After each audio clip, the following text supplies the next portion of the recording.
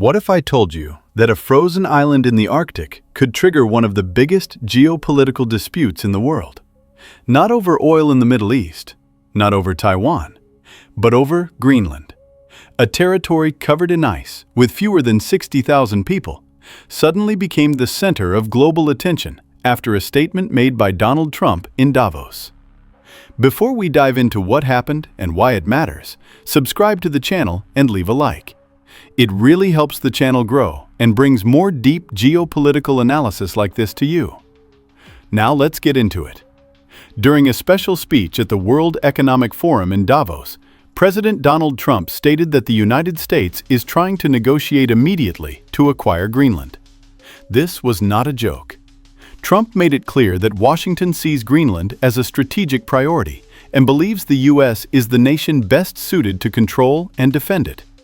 He said he respects the people of Greenland and Denmark, but described the island as a big, beautiful piece of ice, and argued that respect does not change strategic reality.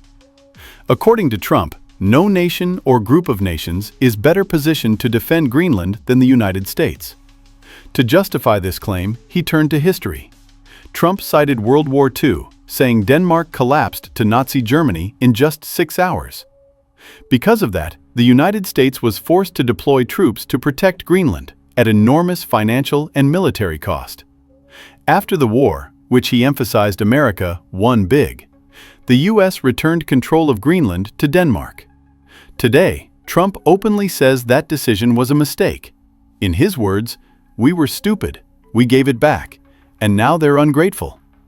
That comment immediately changed the atmosphere in Davos. Trump then addressed NATO.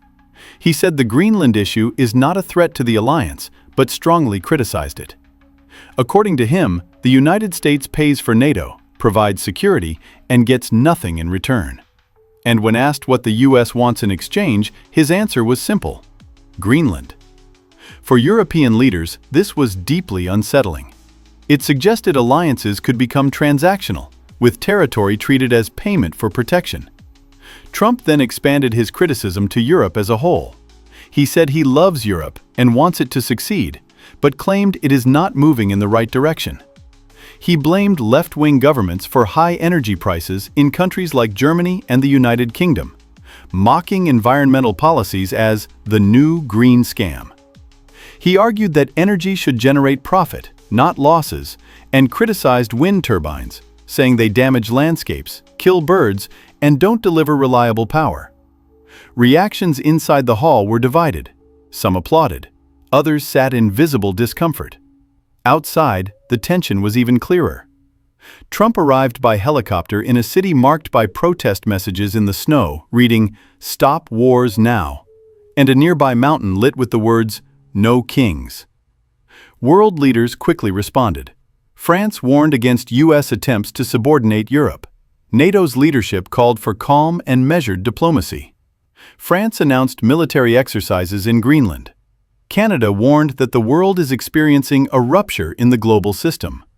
Despite this, Trump dismissed the idea of European retaliation, saying any economic pushback would bounce back against them. Throughout the summit, Trump said he would hold multiple meetings focused on Greenland, but refused to say how far he was willing to go. That uncertainty is what worries analysts most. Because Greenland is not just ice. It is critical for Arctic security, missile defense, rare earth minerals, and future trade routes as ice melts. This is not just about land. It's about power, influence, and control over the Arctic's future. And after Davos, one thing is clear. Greenland is no longer just a distant island. It is now at the center of a global geopolitical confrontation, and the world is watching what comes next.